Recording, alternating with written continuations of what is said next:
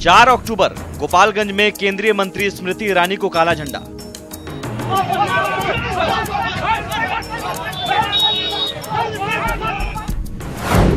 काला झंडा दिखाने पर बीजेपी कार्यकर्ताओं ने की सरेआम पिटाई।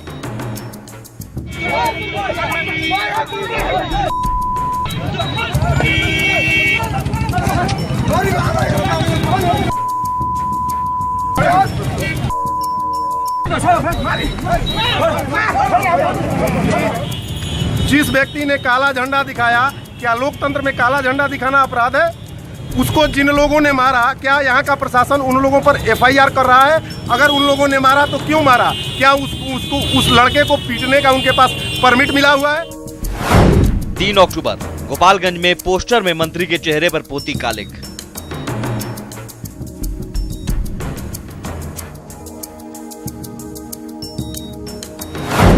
तीन अक्टूबर मुजफ्फरपुर में रामकृपाल यादव की गाड़ी पर फेंकी स्याही।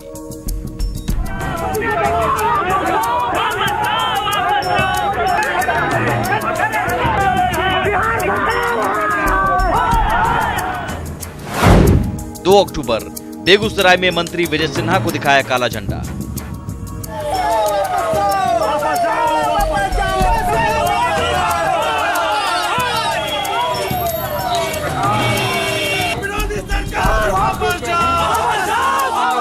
सवर्ण जब न्याय मांगता है तो उस पर लाठीचार्ज किया जाता है, अत्याचार किया जाता है और सरकार के मंत्री विजय सिन्हा हम लोगों को असामाजिक बताते हैं। विजय सिन्हा मुर्दाबाद। 30 सितंबर कैमूर में बीजेपी सांसद मनोज तिवारी को दिखाया काला झंडा।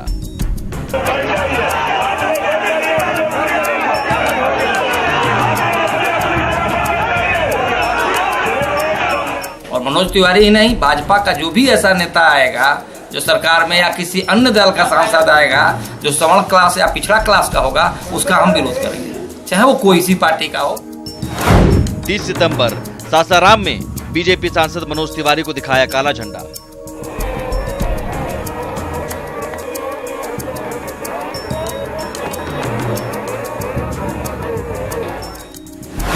सितंबर सीतामढ़ी में बीजेपी प्रदेश अध्यक्ष नित्यानंद राय को दिखाया काला झंडा।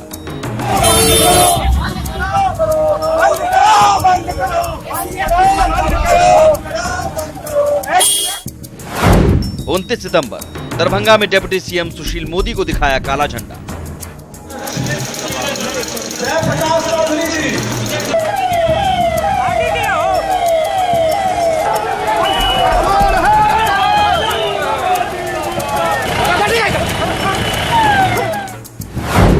उनतीस सितंबर मधुबनी में डिप्टी सीएम सुशील मोदी को दिखाया काला झंडा। बिहार से प्रदेश के उपाध्यक्ष भी हैं और इस जिले के काले झंडे के पीछे सवर्ण या सियासी साजिश।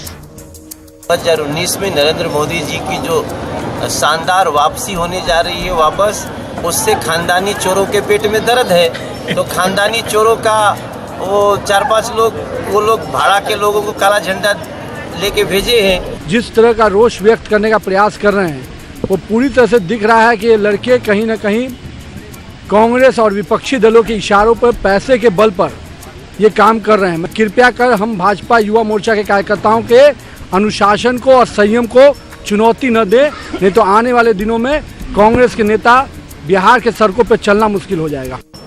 और विरोधी लोग असामाजिक तत्वों को इकट्ठा करने में लगे हुए हैं।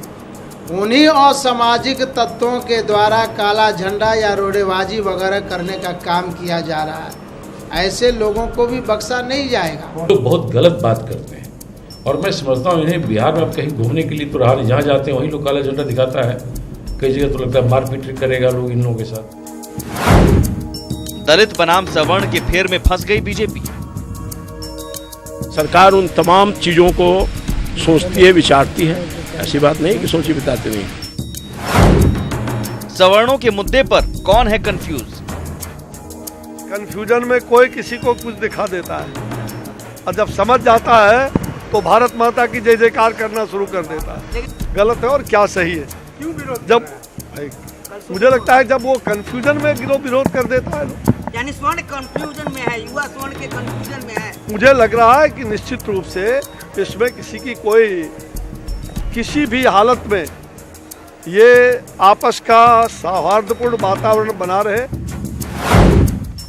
अब की बार पड़ेगी जाति की मार। नमस्कार, स्वागत है आपका। आप देख रहे हैं प्राइम डिबेट। मैं हूं आपके साथ सुमित झा। जैसे जैसे चुनाव नजदीक आता जाएगा वैसे वैसे आप एक दलित, अगड़ा, पिछड़ा, हिंदू, मुस्लिम वगैरह वगैरह की श्रेणी में आते जाएंगे। आप एक नागरिक ना होकर महज एक वोट बैंक में आने वाले वोट बनते जाएंगे। कभी दलितों के लिए सियासी दल प्यार जताकर सवर्णों को उकसाएंगे, कभी सवर्णों के साथ जताकर दलितों को उकसाएंगे, और जाति के नाम पर आप यूं ही लड़ते जाएंगे और नेता लड़ाई में से अपने अपने वोट चुनते जाएंगे। इस बात की तस्दीक करती दो तस्वीरें फिलहाल देखिए। एनडीए के सहयोगी दल जेडीयू और बीजेपी हैं। पहली तस्वीर में दलित महादलित सम्मेलन जो जेडीयू का चल रहा है, यानी दलितों के लिए अभी प्यार जताने की कोशिश जेडीयू की ओर से। वहीं दूसरी तरफ बीजेपी पर सवर्णों की मार पड़ रही है। लगातार सवर्ण काले झंडे दिखा रहे हैं। हालांकि बीजेपी का कहना है कि यह विरोधियों की साजिश है, लेकिन सवाल है कि जाति की राजनीति को हवा देने वाले नेता आज जब जाति की राजनीति के ही शिकार हो रहे हैं तो फिर चुप्पी क्यों लादे हुए हैं? और ये साजिश बोलकर क्या खत्म हो जाएगा मामला? क्योंकि जाति की राजनीति को हवा तो आपने ही दी, आपने ही दलित बनाम सवर्ण किया, और अब आप ही भुगतिए, आपको ही भुगतना पड़ रहा है। इसलिए अब की बार जाति की मार पड़ेगी क्या उल्टे नेताओं पर? आज हमारे साथ जो खास मेहमान मौजूद हैं, सबसे पहले आपका उनसे परिचय करवा दें। हमारे साथ हैं विनोद सिंह, मंत्री हैं, बीजेपी की ओर से यहां पर अपना पक्ष रखेंगे। इसके अलावा आरजेडी प्रवक्ता मृत्युंजय तिवारी हैं, अफजल अब्बास हैं जेडीयू की ओर से, और हरखू झा कांग्रेस की ओर से। स्वागत है आप सभी मेहमानों का। विनोद सिंह जी, सबसे पहले मुझे आप बताइए सर, क्यों आपको लगता है कि हर जगह काला झंडा लेकर आपके नेताओं को, बीजेपी के नेताओं को, मंत्रियों को कांग्रेस के लोग पीछे पड़े हुए हैं? कांग्रेस के ही लोग हैं। क्या सवर्णों की नाराजगी नहीं हो सकती? प्रश्न के साथ उत्तर भी धैर्य से सुनना चाहिए। यह क्यों इस तरह का काला झंडा या स्याही फेंकना या पत्थर फेंकना, ये तो बौखलाहट अंदर से जो बेचैनी है, वो बेचैनी जो है दिखाई दे रहा है कि किस प्रकार से हम सत्ता में हम आवे। तो सत्ता से हटने के बाद ये बेचैनी और बौखलाहट जो है विरोधियों के पास, उन्हीं विरोधियों के द्वारा भारतीय जनता पार्टी की बढ़ती लोकप्रियता का साख है। देश के अंदर में और बिहार के अंदर में आने वाला अगला लोकसभा के चुनाव में भारतीय जनता पार्टी के और एनडीए गठबंधन के अलावा देश के अंदर में कुछ दिखाई नहीं देगा। इसी कारण से सुनियोजित साजिश और षड्यंत्र के तहत विरोधी लोग अलग अलग खेमे में, अलग अलग जिले में जाकर गुटबाजी करके, और इस तरह के भारतीय जनता पार्टी के युवा मोर्चा के द्वारा जो युवा संकल्प सम्मेलन है उसके अंदर व्यवधान पैदा किया जा रहा है। ठीक है सर, मैंने बड़े धैर्य से सुना, लेकिन एक तस्वीर भी आप थोड़े धैर्य से देखिएगा। शेखपुरा की तस्वीर दिखाइए सर, आज ही की तस्वीर है। अगर विरोधियों की साजिश है तो क्या विरोधी अपने खिलाफ भी साजिश अब करने लगे हैं? अगर ऐसा है तो बड़ा अनोखा है। तस्वीर दिखाइए, मैं अपने सहयोगियों को कहूंगा शेखपुरा की तस्वीर दिखाइए, जहां पर काला झंडा कांग्रेस नेता अखिलेश सिंह को दिखाया गया है ना। कांग्रेस सांसद हैं, शेखपुरा पहुंचे थे, लेकिन उनके खिलाफ नारेबाजी हुई और वहां उन्हें भी काला झंडा दिखाया गया और फिर बैरंग वापस उन्हें लौटना पड़ गया। कांग्रेस वाले अपने खिलाफ ही साजिश कर रहे हैं क्या सर? विनोद जी, इस वाले के मुद्दे पर आज हम नहीं बैठे हैं, लेकिन कांग्रेसी लोगों ने सबसे ज्यादा इस देश के अंदर में शासन किया, सर्वाधिक समय तक शासन किया। आखिर वो कांग्रेस के लोग ही न थे जिन्होंने देश को बेचने का काम किया। ये सवाल का जवाब नहीं है सर, सवाल का जवाब नहीं है। सवाल का जवाब बस मुझे इतना बताइए सर कि बीजेपी के खिलाफ कांग्रेस और विरोधी साजिश कर रहे हैं, तो कांग्रेस के खिलाफ साजिश कौन कर रहा है? काला झंडा दिखाने वाले कांग्रेस के खिलाफ कौन है? कांग्रेस के जो सांसद होंगे और वहां लोकल मुद्दों को लेकर कुछ समस्या ही होगा जरूर वहां पे। नहीं सर, हमारे पास संवाददाता की जो रिपोर्ट आई है वहां पर कुछ सवर्णों की ओर से काले झंडे दिखाए गए। जनता की मांग पर खरे नहीं उतर पाए। नहीं सर, संवाददाता की हमारी रिपोर्ट है, हमारी रिपोर्ट पर भरोसा कीजिए। जिस तरह बीजेपी नेताओं के खिलाफ काले झंडे सवर्णों की ओर से दिखाए गए, जिससे आप साजिश कर रहे हैं विरोधियों को, उसी तरह अखिलेश सिंह जो सवर्ण से आते हैं उनको भी काला झंडा दिखाया गया सवर्णों की ओर से, और वही मांग SC/ST एक्ट के मुद्दे पर और गरीब सवर्णों के आरक्षण के मुद्दे पर। तो ये साजिश कहकर आप क्या बचने की कोशिश कर रहे हैं कि गरीब सवर्ण जो है SC/ST और सवर्ण की यहां कोई बात नहीं है। अच्छा, और जो काला झंडा दिखाया जाता है वहां पर कोई मीटर लगाकर, कोई आला लगाकर नहीं देख रहे कि वो जात के सवर्ण है कि जात के SC है कि ST है कि अत्यंत पिछड़ा है कि पिछड़ा है।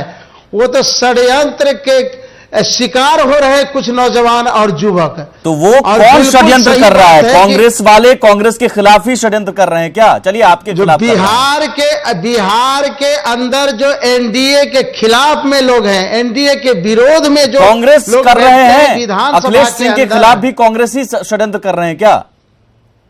अखिलेश जी के खिलाफ वहां के अगर कांग्रेस के लोग झंडा लगाकर उनका विरोध करते होंगे तो अखिलेश जी का उस संसदीय क्षेत्र के अंदर में कोई लोकल मुद्दा होगा जिसको पूरा नहीं किए होंगे। अब ये आप एजम्पशन कीजिए, लेकिन मैंने अपनी रिपोर्ट में बता दी कि हमारे संवाददाता ने बताया कि सवर्णों ने काले झंडे दिखाए। ठीक है, हम आगे बढ़ते हैं, बाकी मेहमानों के पास जाएं, लेकिन उससे पहले आपने कहा कि आला देखकर जाति का कोई मीटर नहीं या देखा नहीं जाता है।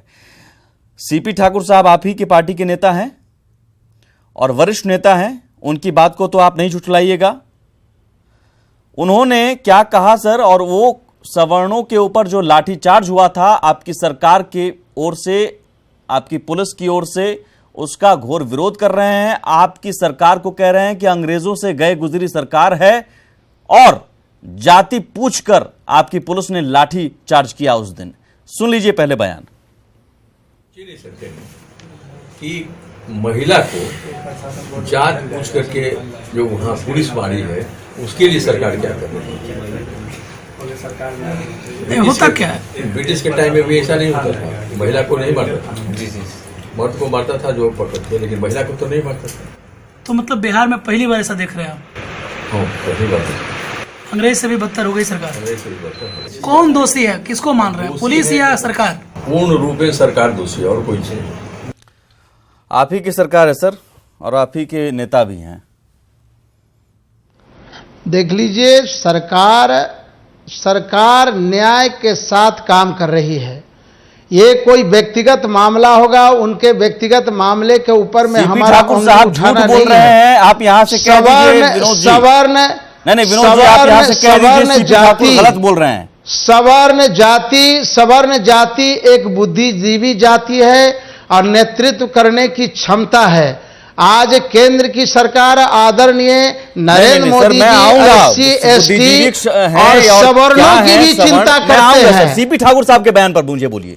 CP ठाकुर साहब क्यों कह रहे हैं कि जाति पूछकर आपकी पुलिस मारती है और सरकार दोषी है? नहीं, CP ठाकुर जी बड़े नेता हैं, उनको हम सम्मान करते हैं, लेकिन उनको बुलवाया जा रहा है, वो खुद को नहीं बोल रहे हैं, उनको बुलवाया जा रहा है। CP ठाकुर साहब ऐसी बात नहीं बोलते, होशो-हवास में बोल भी नहीं पा रहे हैं, आपको ये लग रहा है? नहीं, ये बात नहीं। वहां पर जो CP ठाकुर साहब को भी विरोधी अपने पाले में लेकर बुलवा रहे हैं, आप ये कह रहे हैं? रिप्लाई जो आ रहा है वह बात को दोहराने के लिए अपील किया जा रहा है। CP ठाकुर जी अपने जगह पर सही हैं। दर्शक जो है ना वो सब कुछ देखते हैं, सुनते हैं और बेहतर समझते हैं। आप हर चीज को गया होगा, वो हुआ होगा क्यों कह रहे हैं? या तो आप इधर रहिए या उधर रहिए सर। आप सवर्ण के पक्ष में अगर CP ठाकुर बयान दे रहे हैं तो वो कह रहे हैं आप बुलवाया गया होगा। काला झंडा आपको दिखाया जाता है तो कह रहे हैं विरोधी की साजिश, लेकिन अखिलेश जी को दिखाया जाता है तो कहते हैं कि वो लोकल मुद्दा होगा। कैसे सर? कोई भ्रम की स्थिति क्यों है? बीजेपी इतनी कंफ्यूज क्यों है? इधर नहीं, भारतीय जनता पार्टी कंफ्यूज नहीं है। भारतीय जनता पार्टी सबका साथ और सबका विकास, उसके अंदर में SC ST पिछड़ा, अत्यंत पिछड़ा, अल्पसंख्यक, सवर्ण, सब लोग आते हैं। इधर और उधर की बात नहीं, हम सबका साथ, सबके विकास सर, के साथ। हर सवाल का जवाब आपने कह दिया हुआ होगा। मैं आता हूं दोबारा सर आपके पास। हरखू झा जी, कांग्रेस विरोधी है और कांग्रेस की ये साजिश है। आप लोग काले झंडे दिखा रहे हैं, अखिलेश जी के खिलाफ भी शायद आपने ही काले झंडे दिखाए हैं। भारतीय जनता पार्टी की बीमारी यही है पूरे देश में कि जब अपने विकास के कार्यों पर, अपने वादों के कार्यों पर फेल साबित हो रहा है, नोट की बिहार में पूरे देश की बात मैं कर रहा हूं उस पर, तो वो उनका एक आदेश होता है कि जो ये कांग्रेस और उनके साथ जो सहयोगी दल है उस पर ये बात थोप देते हैं। आपने ठीक सवाल पूछा है कि अखिलेश जी हमारे सांसद हैं, वो सतपुरा गए थे किसी प्राइवेट कार्यक्रम में, अपना कार्यक्रम में, और उनको वहां पर काला झंडा दिखाया गया। तो वो कौन लोग थे? कांग्रेस के लोग थे। कि वो जो एक संगठन काम कर रहा है अभी बिहार में इनके गवर्नमेंट के खिलाफ में, यानी कि आप मान रहे हैं सवर्णों ने काले झंडे दिखाए अखिलेश जी को, है ना? यानी सवर्णों का गुस्सा कांग्रेस को लेकर भी है, आप ये बात मान रहे हैं ना? इसमें कोई छुपाने की बात नहीं है। जब से ये एक एक्ट पास हुआ है और उसको दिखाया गया है, तो 2-3 भारतीय जनता पार्टी ने अपने शासनकाल में ऐसा देश में काम किया है कि लोगों की उम्मीदें बहुत बढ़ गई है। जब आप तलाक के सिस्टम पर पार्लियामेंट में बिल आप हरिजन के फैसले को बदलने के लिए सामान्य वर्ग भी चाहता है। यहाँ ऐसे नहीं चलता है सर। सीधा सवाल, SC ST एक्ट के जब संशोधन में प्रस्ताव लाया गया, संशोधन विधेयक लाया गया, तो समर्थन में कांग्रेस भी थी ना? तो आज आप क्या दिखाना चाह रहे हैं कि आप सवर्णों के साथ हैं या फिर सवर्णों के गुस्से का शिकार आप भी हो रहे हैं? वही मैं कहना चाह रहा हूं कि सामान्य वर्ग, उसको सवर्ण मत कहिए, आप सवर्ण कहिए, हम नहीं कहेंगे।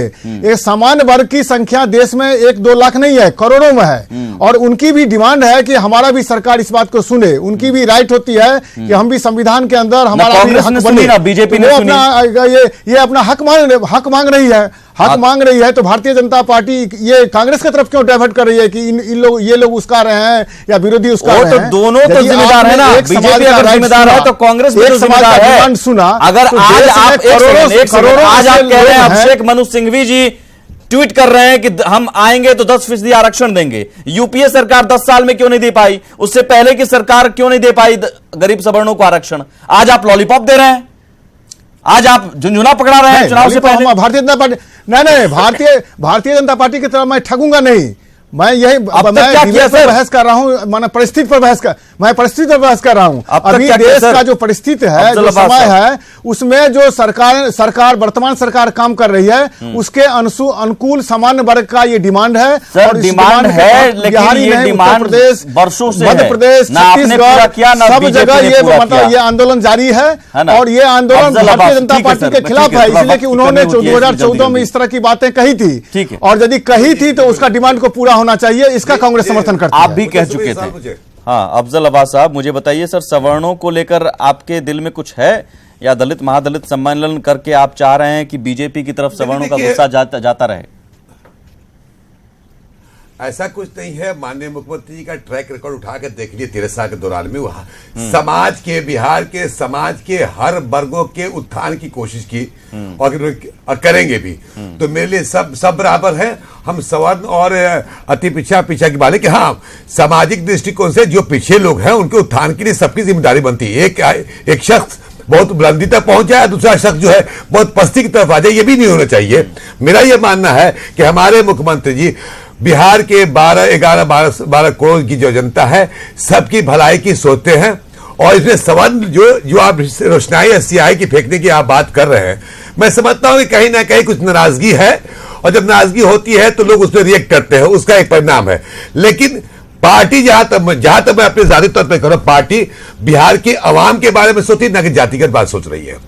तो फिर हाँ, ये सवाल जाति की भी लोग गरीब है, सवाल जाति की भी लोग गरीब है, उनके उत्थान की बात होती है, होनी चाहिए।